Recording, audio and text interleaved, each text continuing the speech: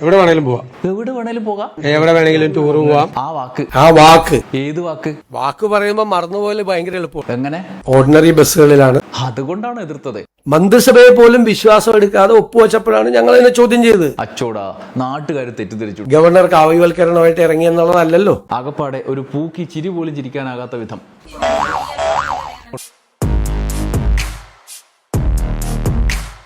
നമസ്കാരം.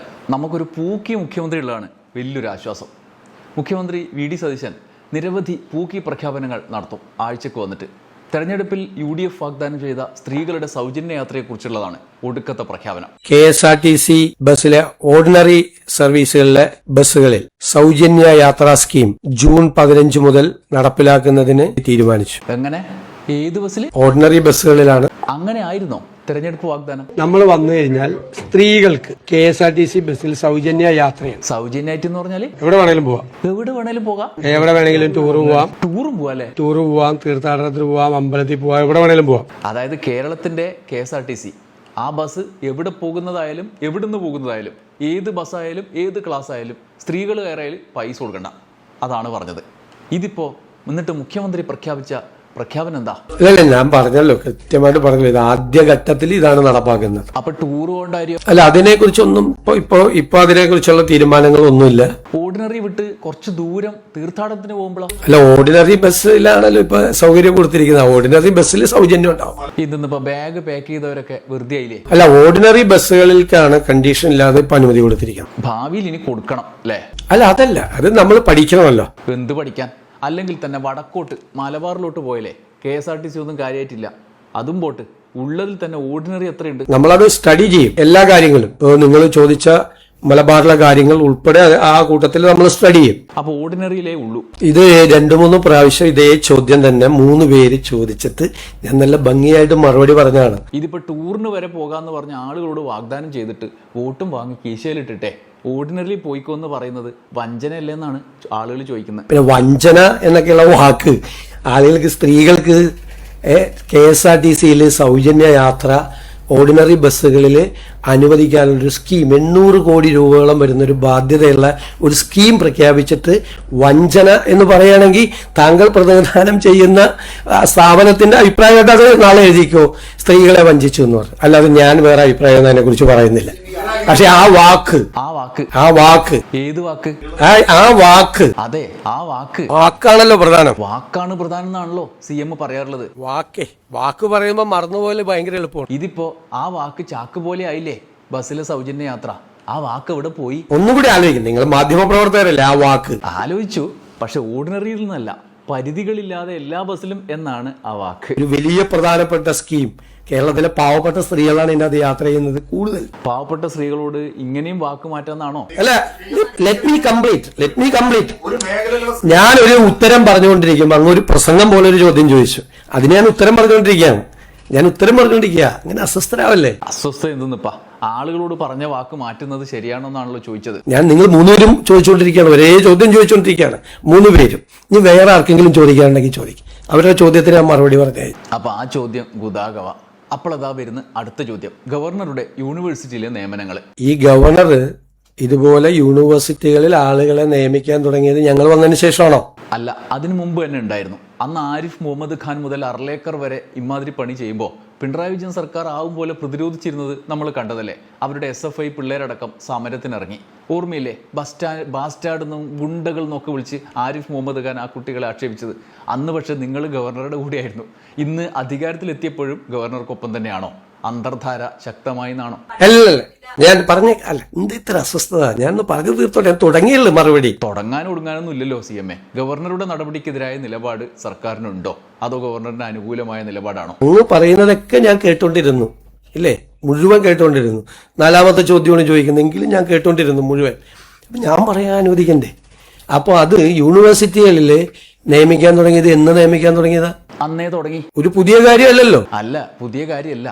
പക്ഷെ സർക്കാർ അതിനെ എതിർക്കാതെ ഇരിക്കുന്നത് പുതിയ കാര്യമാണ്. ഇത് ഞങ്ങളിപ്പോൾ പുതിയതായി ഉണ്ടാക്കിയിരിക്കുന്ന, ഞങ്ങൾ വരുന്നതിന് മുമ്പ് അതിന്റെ നടപടിക്രമങ്ങളെല്ലാം പോയതാണ്. പാനൽ ആരാ കൊടുക്കേണ്ടിയിരുന്നത്? ആരാണ്?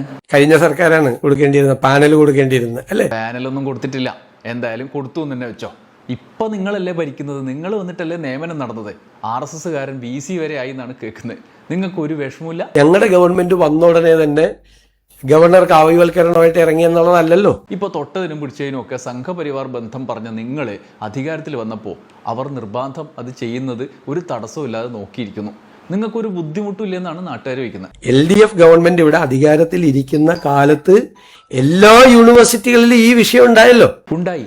അന്ന് അവരത് കൈകാര്യം ചെയ്യാൻ ശ്രമിച്ചല്ലോ. നിയമപരമായി നേരിട്ടു, തെരുവിൽ സമരമായും നേരിട്ടു.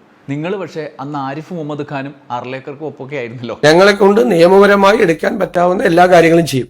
ഇതുവരെ ചെയ്തില്ല. എല്ലാം കഴിഞ്ഞിട്ട് ആലോചിച്ചിട്ട് എന്ത് കാര്യം? വേണ്ട, വേറെ ചോദ്യത്തിനുള്ള ചൂണ്ടലാണ്. എന്നാൽ പിന്നെ അത് വിടാം. അപ്പോൾ വേറെ ചോദ്യം ഇല്ലാന്ന് വിചാരിക്കേണ്ടതുണ്ട്. PM ശ്രീയുടെ പേരും പറഞ്ഞ് ജോൺ ബ്രിട്ടാസിന് കേന്ദ്രവുമായുള്ള ബ്രിഡ്ജ് എന്ന് വരെ ആക്ഷേപിച്ചവരാണ്. ഇപ്പം എന്താ അത് നടപ്പാക്കാനുള്ള പരിപാടി എന്നൊക്കെ കേൾക്കുന്നുണ്ടല്ലോ. എതിർപ്പൊക്കെ പോയോ? ഞങ്ങൾ അന്ന് എതിർത്തത് എന്താ PM ശ്രീയെ? എന്തിനാ? ബാക്കി CPI മന്ത്രിമാര് ആവേശത്തോടെ പറയാണ് ഇതിൽ ഒപ്പുവെക്കരുത്. അപ്പൊ ഒപ്പുവെച്ചിട്ട് വന്ന മുഖ്യമന്ത്രിയും വിദ്യാഭ്യാസ മന്ത്രിയും മിണ്ടി കൊടുത്തില്ല മന്ത്രിസഭയിൽ. അപ്പൊ അത് മാത്രമായിരുന്നോ PM ശ്രീക്കെതിരായി ഉന്നയിച്ച പ്രശ്നം? സ്വന്തം മന്ത്രിസഭാ അംഗങ്ങളെ പോലും അറിയാതെ മന്ത്രിസഭയുടെ പെർമിഷൻ പോലും എടുക്കാതെയാണ് വെച്ചത്. അതുകൊണ്ടാണ് എതിർത്തത്. അത് അത്രയും നാള് PM ശ്രീയിൽ ഒപ്പുവെക്കില്ല എന്ന് പറഞ്ഞ് വൺ ഫൈൻ മോർണിംഗ് പോയി ഒപ്പുവെച്ചപ്പോൾ, അതായത് അവരുടെ മുന്നണിയിലെ ഘടകകക്ഷിയായ CPIയോട് പറയാണ്ട് CPM നടപ്പാക്കാൻ പോകുന്നു എന്നുള്ളതുകൊണ്ടാണോ നിങ്ങൾ എതിർത്തത്? മന്ത്രിസഭയെ പോലും വിശ്വാസം എടുക്കാതെ ഒപ്പുവെച്ചപ്പോഴാണ് ഞങ്ങൾ അതിനെ ചോദ്യം ചെയ്തത്. അച്ചോടാ, നാട്ടുകാർ തെറ്റിദ്ധരിച്ചുട്ടാ. നമ്മൾ വിചാരിച്ചതേ സംഘപരിവാറിന്റെ പരിപാടി ആയതുകൊണ്ടാണ് നിങ്ങൾ എതിർക്കുന്നതെന്നാ. അന്ന് അന്തർധാരാന്നും ഡീലും എന്നൊക്കെയല്ലേ VD സതീശനൊക്കെ പ്രതിപക്ഷ നേതാവായിരുന്നപ്പോൾ പറഞ്ഞുകൊണ്ടിരുന്നത്. അത് കേട്ടപ്പോൾ തെറ്റിദ്ധരിച്ചു പോയി. ഇത് സില്ലി. അപ്പോൾ അവരൊടുക്കം പിൻവലിഞ്ഞ PM ശ്രീ നിങ്ങളെല്ലാ മന്ത്രിമാരോടും പറഞ്ഞ് നടപ്പാക്കും എന്നാണോ വിചാരിക്കേണ്ടത്? അപ്പൊ നമ്മൾ പരിശോധിക്കണം. അതിൻ്റെ അകത്ത് ലീഗൽ ഒബ്ലിഗേഷൻ ഉണ്ട് ഒരു സ്റ്റേറ്റിന്. എന്നിട്ട് ഒപ്പിടുവോ? എന്താണ് അതിലെങ്ങനെ സ്വീകരിക്കാൻ പറ്റുമെന്ന് പഠിക്കാതെ ചെയ്യാൻ പറ്റുമോ? ഇല്ല എന്ന് ഉറപ്പിക്കാൻ വയ്യ. ഉറപ്പിച്ച് പറയാൻ പറ്റുന്നില്ല അല്ലേ? ഞാൻ ചോദിക്കട്ടെ, ഇത് എത്ര ദിവസമായി നമ്മൾ വന്നിട്ട് കേന്ദ്രത്തെയും BJPയെയും ഗവർണറെയും ഒക്കെ വിഷമിപ്പിക്കാണ്ട് മുന്നോട്ട് പോകുന്നത് നല്ല തന്നെ.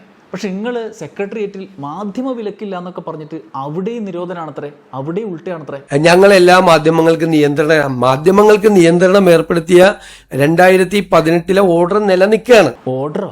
എന്ത് ഓർഡർ? സർക്കുലറാണ് ഇറക്കിയത് 2015-11 2018. സർക്കുലർ അല്ലേ?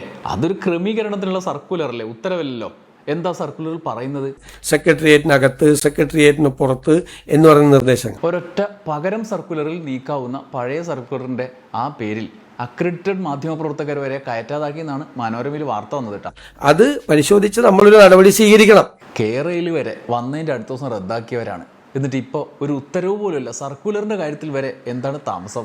ഞങ്ങൾ മാധ്യമങ്ങളെ പുറത്താക്കി എന്ന് പറയുന്നത്, വാർത്ത കൊടുക്കുന്നത് ശരിയാണോ ഇല്ലെന്ന് നിങ്ങൾ ആലോചിക്കേ. എന്താ ആലോചിക്കാൻ? സമരഗേറ്റിന്റെ പേരിൽ എന്തൊക്കെ നാടകമാണ് കഴിച്ചത് മുഖ്യമന്ത്രി. അന്ന് 10 വർഷത്തിന് ശേഷം തുറന്നൊക്കെ ഫേസ്ബുക്കിൽ പോസ്റ്റ് ഇട്ടില്ലേ? അത് സമരം ഉണ്ടാകുമ്പോൾ മാത്രം അടക്കുന്ന ഗേറ്റാണ് എന്ന് പിന്നീട് തെളിഞ്ഞതുമാണ്. എന്നിട്ട് നിങ്ങൾ എന്താണ് പറഞ്ഞത്? ഇപ്പോൾ വീണ്ടും അടച്ചിട്ടുണ്ട്. ആ ഗേറ്റിന്റെ മുമ്പിലേക്ക് ഒരു ജാഥയുമായിട്ട് വരുമ്പോൾ ആ ഗേറ്റ് അടക്കില്ലേ?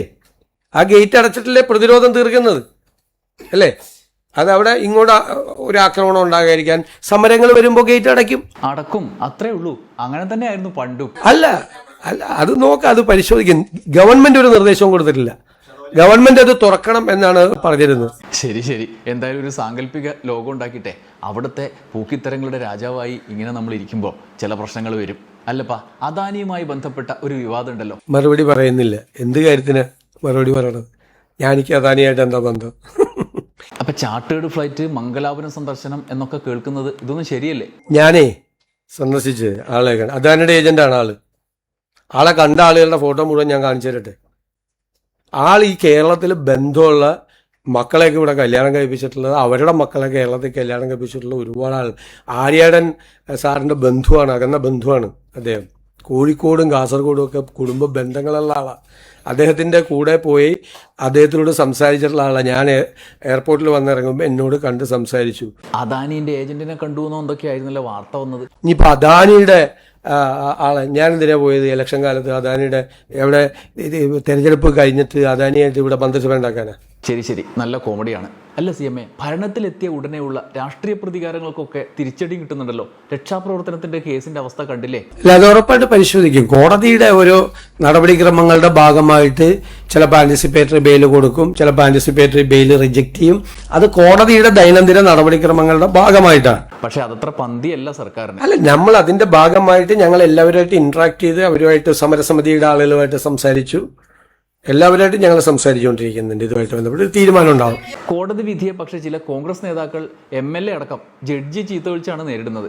അല്ല, നമുക്ക് അങ്ങനെ ഒരു കോടതി വിധിയെ കുറിച്ച് സർക്കാർ കയറി കമന്റ് പറയാൻ പറ്റുമോ? അപ്പൊ MLAക്ക് പറയാൻ പറ്റുമോ? അല്ല, ഞാൻ ചോദിക്കട്ടെ, സർക്കാർ കോടതി ഒരു വിധി പറഞ്ഞു, ആന്റിസിപ്പേറ്ററി ബെയിൽ ഉള്ള അവരുടെ ആപ്ലിക്കേഷൻ അനുവദിച്ചപ്പോഴാണ് ജഡ്ജിക്കെതിരെ കോൺഗ്രസ് MLA അതും ഇതും പറഞ്ഞത്. പിന്നെ വേറെ കുറെ നേതാക്കന്മാരും പറയുന്നുണ്ട്. ഇനിയും രാഷ്ട്രീയ പ്രതികാരത്തിന്റെ കേസുകൾ ഉണ്ടാവുമോ? ഈ കേസിൽ മേൽക്കോടതിയിൽ പോയി അവിടുന്നും ഇനി തിരിച്ചടി നേടേണ്ട അവസ്ഥ ഉണ്ടാവും? അല്ല, അതെല്ലാം പരിശോധിക്കും. ഞാൻ പറഞ്ഞല്ലോ, അതെല്ലാം പരിശോധിക്കും. ആകപ്പാടെ ഒരു പൂക്കി ചിരി പോലും ചിരിക്കാനാകാത്ത വിധം പൂക്കിത്തരങ്ങളിൽ പെട്ട് കുടുങ്ങിക്കിടക്കുകയാണ് നമ്മുടെ മുഖ്യമന്ത്രിക്ക് നല്ലത് മാത്രം വരട്ടെ. നന്ദി, നമസ്കാരം.